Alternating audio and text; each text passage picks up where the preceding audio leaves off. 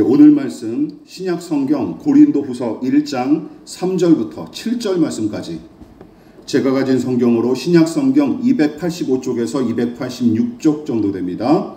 고린도후서 1장 3절부터 7절 말씀까지 저와 여러분이 한 절씩 번갈아 가면서 읽고 마지막 절 7절은 합독하도록 하겠습니다. 제가 먼저 봉독하겠습니다. 찬송하리로다. 그는 우리 주 예수 그리스도의 하나님이시요 자비의 아버지시요 모든 위로의 하나님이시며 우리의 모든 환난 중에서 우리를 위로하사 우리로 하여금 하나님께 받는 위로로서 모든 환난 중에 있는 자들을 능히 위로하게 하시는 이시로다. 그리스도의 고난이 우리에게 넘친 것 같이 우리가 받는 위로도 그리스도로 말미암아 넘치는도다. 우리가 환난 당하는 것도 너희가 위로와 구원을 받게 하려는 것이요 우리가 위로를 받는 것도 너희가 위로를 받게 하려는 것이니 이 위로가 너희 속에 역사하는 우리가 받는 것 같은 고난을 너희도 견디게 하느니라. 다 같이 너희를 위한 우리의 소망이 견고함은 너희가 고난에 참여하는 자가 된 것 같이 위로에도 그러할 줄을 알미라. 아멘. 말씀의 제목을 우리 지난주에 이어서 똑같이 다시 한번 읽어보도록 하겠습니다. 시작. 서로 위로하라. 서로 위로하라 라는 제목으로 함께 세우는 교회 6번째 설교이고, 그리고 서로 위로하라 라는 소주제로 벌써 3번째 같은 주제로 함께 은혜를 나누고 있습니다. 우리는 신약 성경에 자주 언급된 상호 명령의 원리를 토대로 교회는 함께 세우는 공동체임을 지난 5번에 걸친 설교를 통해서 함께 살펴봤습니다. 그래서 서로 받아들이라, 서로 용납하라, 서로 무난하라 하는 상호 명령에 이어 4번째 상호 명령인 서로 위로하라는 명령을 2주간에 걸쳐서 나눴습니다. 그렇습니다. 교회는 삼위일체 하나님을 향한 신앙 고백과 신령한 은혜에 의해 설립되고 그리스도의 몸인 교회로 부름을 받은 신자들이 함께 갖고 나가야 할 영적 기관인 까닭에 기억하십시오. 독재적 목회나 일방적 섬김 등은 애초부터 교회에 용납될 수가 없는 것입니다. 위로도 마찬가지죠. 위로도 일방적으로 주고받는 것은 서로에게 아무런 유익이 없고 그런 관계는 시간이 갈수록 해악을 끼치기 마련입니다. 또한 위로는 모호한 추상적인 개념이나 구호로 그쳐서도 안 되죠. 그래서 먼저 누구를 위로해야 하는지, 또한 위로받아야 할 사람은 누구인지 살펴봤는데 우리는 첫 번째로 살펴본 게 무엇입니까? 예수님은 그 누구보다 어떤 사람? 애통한 자를 위로받을 대상으로 제시하셨어요.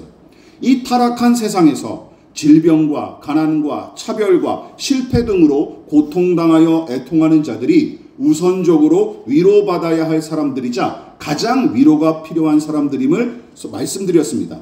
또한 불신앙의 세상에서 믿음으로 살기 위해 고난을 겪는 사람들, 그리고 아픔과 슬픔과 손해를 감수하고 십자가의 길을 걷는 믿음의 사람들, 우리는 그런 사람들을 위로해야 마땅합니다.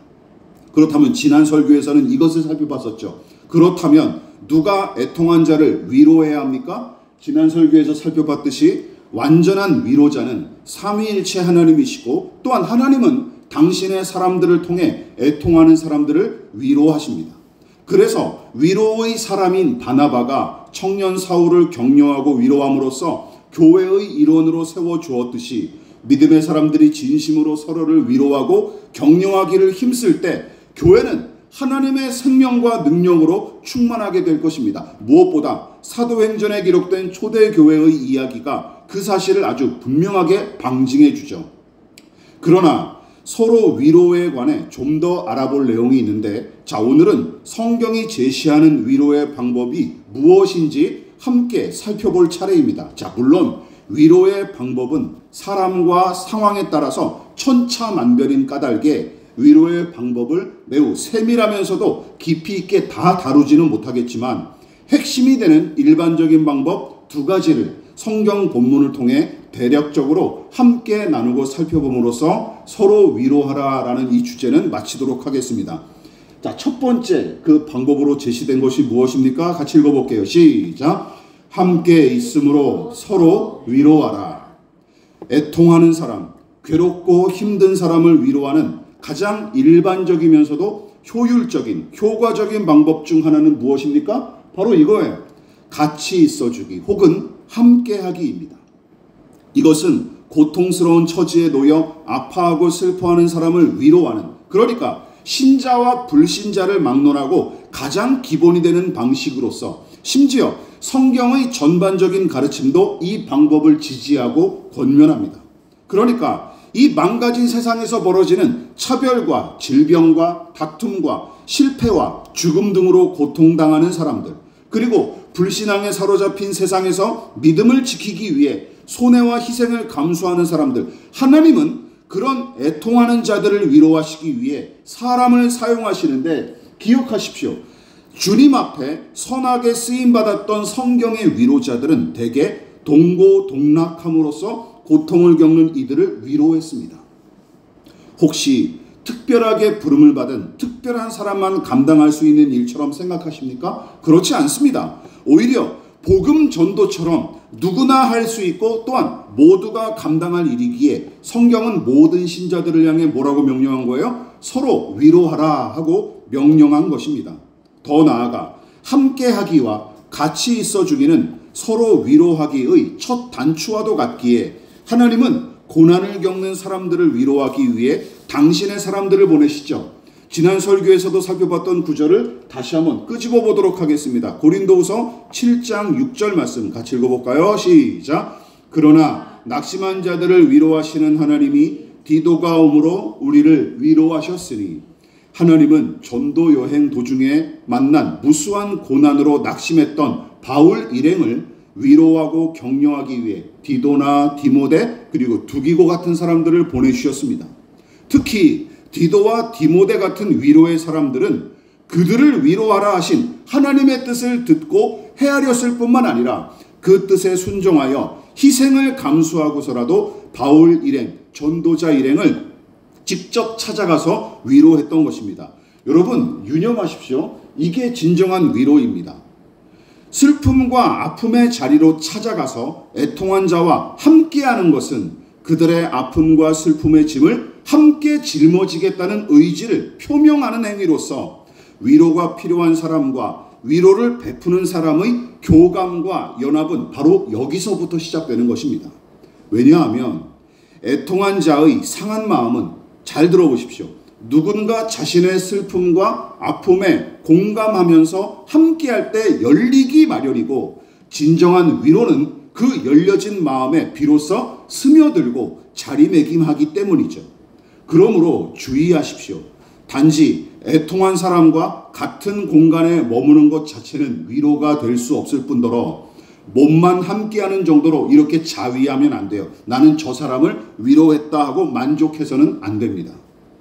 진정한 함께하기와 같이 있어주기의 핵심은 무엇입니까? 이해와 공감이에요. 이해와 공감. 그래서 바울도 이렇게 권면했던 것입니다. 로마서 12장 15절 말씀 읽어보겠습니다. 시작. 즐거워하는 자들과 함께 즐거워하고 우는 자들과 함께 울라. 사도 바울은 불신자와 신자를 구분하지 않고 로마의 신자들이 이 명령에 순종하기를 촉구했습니다. 왜냐하면 이것 때문이죠. 사람과 사람의 관계가 서로에 대한, 타인에 대한 공감과 이해로 맺어지기를 누가 기뻐하시기 때문에? 하나님께서 기뻐하시기 때문입니다. 왜냐하면 하나님께서 이런 관계를 원하시기 때문이죠. 당연합니다. 타인의 고통을 내 고통처럼 아파하고 타인의 기쁨을 내 일처럼 기뻐하는 것이 너와 나 모두를 아름답게 만들어갈 뿐만 아니라 하나님 나라는 서로 공감하고 이해하는 관계를 통해 세워지고 완성되기 때문입니다. 따라서 진정한 위로는 고통당하는 사람과 그 현장에 함께하는 것을 요구하고 그 다음으로는 고통당하는 이들의 슬픔과 아픔을 이해하고 공감하는 자세가 요구되는 것입니다. 좋은 사례가 욥이라는 사람의 이야기에 잘 나타나죠. 믿음의 사람 그리고 의로운 사람으로 널리 알려진 욥이 어떤 일을 당합니까? 갑작스러운 재난으로 재산과 10명의 자식을 한꺼번에 잃었고 더군다나 온몸에 난 악창으로 고통당하며 망연자실하고 있었을 때 3명의 친구가 다 죽어가는 욥을 찾아와서 어떤 행동을 했는지 저와 여러분들이 함께 살펴보도록 하겠습니다. 기니까 여러분들은 눈으로 읽어보시고 제가 읽어볼게요. 그때에 욥의 친구 3사람이 이 모든 재앙이 그에게 내렸다함을 듣고 각각 자기 지역에서부터 이르렀으니 곧 대만 사람 엘리바스와 수아 사람 빌닷과 나아마 사람 소발이라. 그들이 욥을 위문하고 위로하려 하여 서로 약속하고 오더니 눈을 들어 멀리 보매 그가 욥인 줄 알기 어렵게 되었으므로, 여기서부터는 같이 읽어볼까요? 그들이부터 시작. 그들이 일제히 소리질러 울며 각각 자기의 옷을 찢고 하늘을 향하여 티끌을 날려 자기 머리에 뿌리고 밤낮 7일 동안 그와 함께 땅에 앉았으나 욥의 고통이 심함을 보므로 그에게 한마디도 말하는 자가 없었더라. 엘리바스와 빌닷과 소발 3사람은 친구 욥에 관한 소식을 듣고 위로하기 위해 달려왔는데 그들은 처참한 초지에 놓여 고통당하는 친구의 모습에 대성통곡하면서 옷을 찢었고 심지어 일주일 동안이나 밤과 낮을 가리지 않고 말없이 욥의 곁을 지키면서 그의 슬픔을 함께 했습니다. 더는 할 수 있는 것이 없었고 그것이 그들의 최선이었던 것입니다. 여러분, 여기까지가 바로 이 3 친구가 칭찬받아 마땅한 부분이에요. 그래서 이 부분을 놓고 기독교 작가인 필립 얀시 목사는 욥의 3 친구들을 다음과 같이 평가했습니다. 어떻게 해요? 욥의 친구들이 그에게 한 가장 인정 어린 행위는 맨 처음에 그와 함께 7일 동안 아무 말 하지 않고 앉아 있었던 것이다. 작가의 지적대로 욥기 4장 이후부터 시작된 3 친구의 훈계는 엄청난 고난에 맞닥뜨려 고통당하고 다 죽어가는 욥을 위로하기는커녕 이미 상한 그의 몸과 마음을 더 깊이 찌르고 상처 입히는 무기로 변질했고 욥과 친구들 사이의 언쟁이 계속될수록 서로를 향한 적개심만 내내 끌어올랐을 뿐입니다. 여러분, 올해 2025년 4월 21일에 프란치스코 교황이 소천하셨고 그 양반은 천주교 안에서도 매우 개혁적인 행보로 널리 알려진 교황으로서 즉위 초창기에는 어떤 일을 했냐? 마피아 본거지 중 한 곳인 이탈리아 남부 칼라브리아를 찾아가 마피아 조직원에 대한 파문을 선언하면서 충격을 줬습니다. 너네는 그 범죄 집단은 우리가 세례를 줄 수도 없고 우리 천주교의 일원이 될 수 없다고 선언해버린 거예요. 역대 처음으로. 2014년 8월에 우리 한국에 방문했을 때는 세월호 참사에 대해 추모하며 유가족과 만나 위로하는 시간도 가졌었죠. 또한 교황의 어록집인 복음의 기쁨에서는 다음과 같이 발언한 적도 있었습니다. 노숙자의 죽음은 기사가 되지 않는데 주가는 이 포인트만 떨어져도 기사가 된다 하고 발언했으며, 더 나아가 극단적인 자본주의를 가리켜 새로운 독재라며 비판하는 일도 서슴지 않았습니다. 또한 천주교회의 현실 참여에 대해서도 적극적이었는데 이렇게 얘기한 적도 있었어요. 안온한 성전 안에 머물며 고립되는 교회가 아니라 거리로 뛰쳐나가 멍들고 상처받고 더러워진 교회를 원한다. 잘못을 침묵하는 상황을 우리는 더 걱정해야 한다라는 소신을 밝히기도 했습니다. 이렇듯 애통한 약자들 편에 서서 정의를 표명하려는 교황의 신념과 그 행보는 여러분, 종교개혁의 정신을 상실한 채 퇴보와 퇴행을 일삼는 작금의 개신교보다 저는 개인적으로 훨씬 더 성경적이고 복음적이다라고 생각합니다. 따라서 여러분, 우리와 같은 개신교인들은 천주교회의 티나 교리적 맹점을 무턱대고 손가락질해대는 대신 도리어 들보와 같은 우리의 큰 허물부터 반성하고 고치는 것이 우선임을 명심해야 합니다. 믿으십니까? 이게 우리가 해야 될 일이지 남의 티를 가지고 손가락질 해대는 일은 이제 좀 그만하십시오. 어쨌든 가난하고 병들고 약한 사람들, 저 믿음과 정의를 위해 고통당하는 사람들, 그리스도인들은 그들과 함께하기는커녕 권력자들에게 붙어 이득을 챙기고 불법과 불의를 일삼는 자들을 옹호하는 행태는 여러분, 위로의 사명과 전혀 상관이 없고 도리어 하나님의 뜻을 거스르는 또 다른 악임을 여러분 명심하시기를 부탁을 드리겠습니다. 가난한 자와 애통한 자, 그들과 함께하는 것, 그리고 그들의 슬픔과 아픔을 공감하고 이해하는 것, 위로는 거기서부터 시작되는 것입니다. 그러나 그리스도인답게 위로할 방법이 또 한 가지가 있습니다. 이것은 함께 있어 주기와 같이 있어 주기는 신자와 불신자를 막론하고 다 할 수 있는 일이지만 그리스도인답게 위로할 방법이 한 가지가 있는 것이죠. 자, 그것이 무엇입니까? 같이 읽어보겠습니다. 시작. 하나님의 말씀으로 서로 위로하라. 여러분, 서로 위로의 상호 명령에 관한 첫 번째 설교를 통해 데살로니가전서 4장의 교훈을 언급한 적이 있었는데, 자, 오늘 설교에서도 그 내용을 다시금 살펴볼 필요가 있습니다. 데살로니가전서 4장 16절과 18절 길지만 함께 읽어볼게요. 자, 시작. 주께서 호령과 천사장의 소리와 하나님의 나팔 소리로 친히 하늘로부터 강림하시리니 그리스도 안에서 죽은 자들이 먼저 일어나고 그 후에 우리 살아남은 자들도 그들과 함께 구름 속으로 끌어올려 공중에서 주를 영접하게 하시리니 그리하여 우리가 항상 주와 함께 있으리라. 그러므로 이러한 말로 서로 위로하라. 사도 바울은 서로 위로하라라는 이 상호 명령에 어떤 조건을 붙였습니까? 이런 말로라고 하는 단서조항, 조건을 덧붙였고, 이 구절에서 언급한 이런 말은 무엇을 가리킵니까? 예수 그리스도의 강림, 다시 말해 다시 오실 예수님을 확신하고 기다리는 재림의 교리와 함께 재림하신 예수께서 모든 신자를 일으켜 하늘로 끌어올리시는 휴거의 약속과 교리를 가리키는 거예요. 여러분, 유념하십시오. 성경은 어떻게 위로하라고 권면하는 것입니까? 성경의 분명한 교리와 교훈, 그리고 약속의 말씀으로 서로 격려하고 위로하게끔 권면하는 거예요. 그러니까 지금 겪는 고난으로 인해 낙심하고 좌절하기 일쑤이지만 언젠가는 완전히 성취될 하나님의 뜻은 물론이고 최후 승리를 확신하는 약속의 말씀을 신자들끼리 서로 나눔으로써 서로 위로하도록 권면한 명령인 것입니다.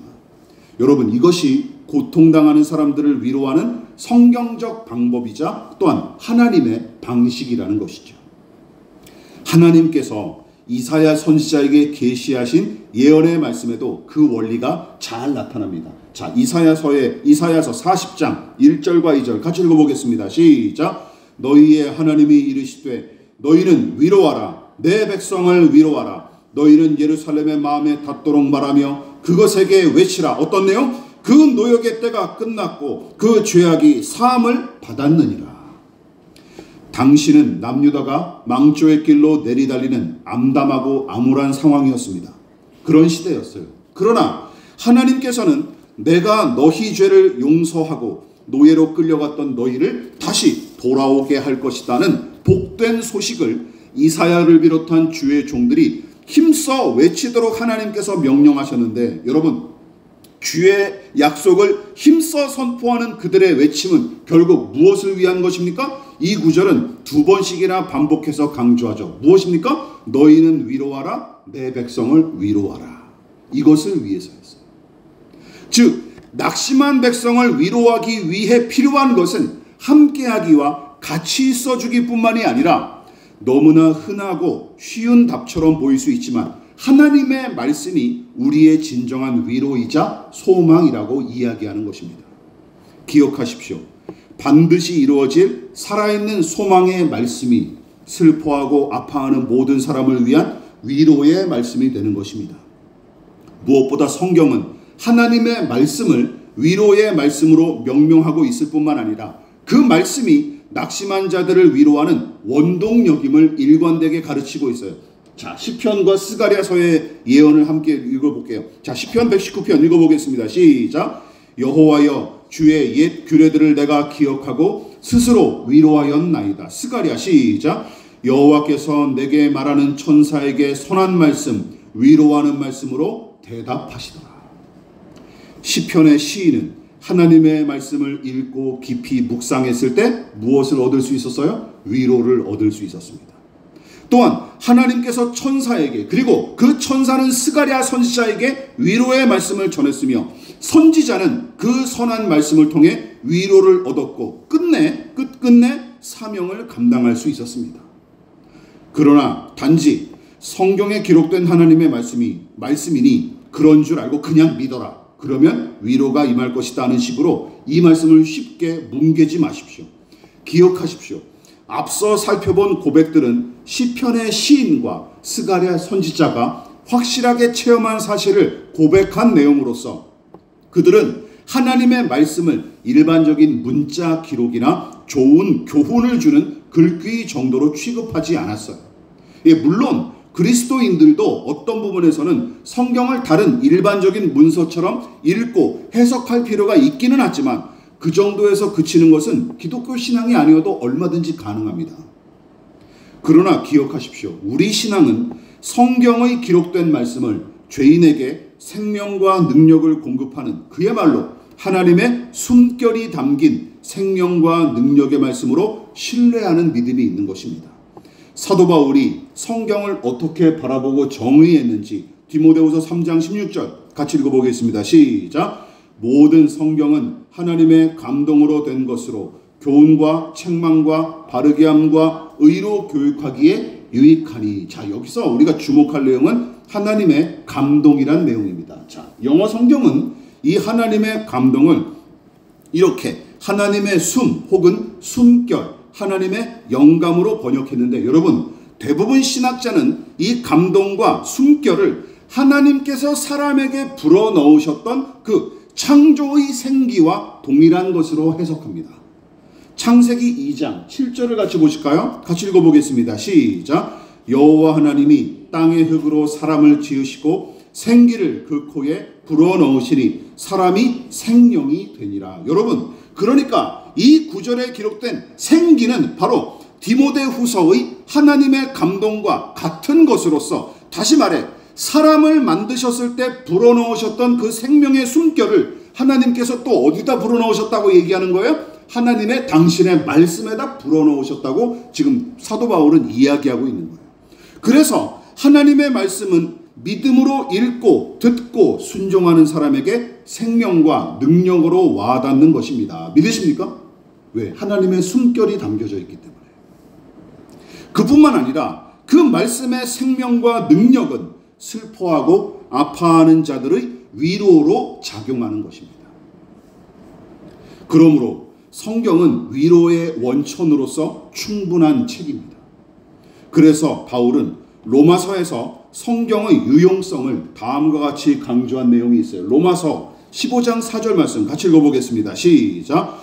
무엇이든지 전에 기록된 바는 우리의 교훈을 위하여 기록된 것이니 우리로 하여금 인내로 또는 성경의 위로로 소망을 가지게 함이니라. 여러분, 바울이 이 구절에서 언급한 성경은 예수님의 복음과 신약 성경을 가리킬까요? 아닙니다. 이 당시만 해도 신약 성경은 없었어요. 뭘 가리키는 거예요? 구약 성경을 가리키는 거예요. 그런데도 그는 그것을 가리켜 뭐라고 얘기한 거예요? 신자들의 교훈을 위한 지침서이자 실제적인 위로의 말씀으로 명명하기를 주저하지 않았습니다. 생각해 보십시오. 구약 성경이 이러할진데 신약과 예수님의 복음은 어떠하겠습니까? 이처럼 참된 소망은 성경의 위로를 통해 피어나고 자라나는 것입니다. 여러분, 소망과 희망은 저절로 샘솟지 않습니다. 애통한 사람의 이 메마른 마음에 위로의 단비가 흠뻑 내려지면 비로소 소망은 그 위로로 적셔진 마음에 뿌리를 내리고 서서히 피어나기 시작하는 것이죠. 그리고 애통한 자의 심령을 위로하고 소망을 샘솟게 하는 것이 무엇입니까? 바로 하나님의 말씀이라는 것입니다. 그래서 제가 여러분들에게 내내 말씀 묵상과 성경 읽기를 강조하는 것입니다. 그러나 하나님의 말씀을 기계적으로 우겨 넣거나 무미건조하게 다루는 태도, 또한 말씀에 대한 신뢰와 애정이 결여된 성경 읽기와 연구, 더 나아가 개인의 이익을 위해 말씀을 이용하는 행태는 유익하기는커녕 도리어 해악을 끼칠 가능성이 더 큽니다. 이 부분을 유념하십시오. 그러므로 하나님을 향한 깊은 신뢰와 겸손한 태도는 물론이고 은혜를 사모하는 중심으로 말씀을 읽고 전할 때 여러분, 복음의 말씀은 진정한 능력과 생명으로 일할 뿐만 아니라 낙심한 자들을 일으키는 위로의 양식이 될 수 있는 것입니다. 설교를 마무리하도록 하겠습니다.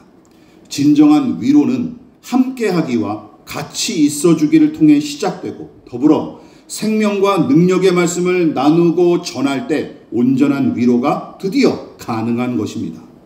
그리고 이 모든 위로의 방법은 생각해 보십시오. 모두 예수님을 향하고 그분에게로 귀결이 되죠. 여러분 생각해 보십시오. 예수님 어떤 분이십니까? 우리와 함께 하시는 임마누엘의 하나님으로 이 땅에 오신 예수님을 생각해 보시기 바랍니다. 또한 타락하고 망가진 이 세상, 그 가운데 얽매여 죄와 저주의 종노릇하기 일쑤였고 가시와 엉겅퀴로 가득한 고단한 삶을 온몸으로 맞닥뜨리며 종국에는 하나님의 진노와 심판을 받을 수밖에 없는 이 비참한 죄인의 처지, 이와 같은 죄인을 외면하지 않으시고 우리와 같은 몸으로 우리와 함께 하셨던 예수님을 생각해 보시기 바랍니다. 함께 하기와 같이 있어 주기에 아주 좋은 전형이 아니겠습니까? 이와 또한 예수님은 생명과 능력의 말씀이 눈으로 보이는 육체로 오신 분이 아니겠습니까? 그리고 은혜와 진리의 충만함으로 우리와 함께 하신 예수님, 그래서 예수님이야말로 참된 위로자가 되심이 틀림없습니다. 오죽하면 누가복음은 예수님을 이스라엘의 위로로 명명했겠습니까? 누가복음 2장 25절 같이 읽어보겠습니다. 시작. 예루살렘에 시므온이라는 사람이 있으니 이 사람은 의롭고 경건하여 이스라엘의 위로를 기다리는 자라. 성령이 그 위에 계시더라. 이스라엘의 위로는 누구를 가리킵니까? 예, 바로 아기 예수를 가리키는 것이죠.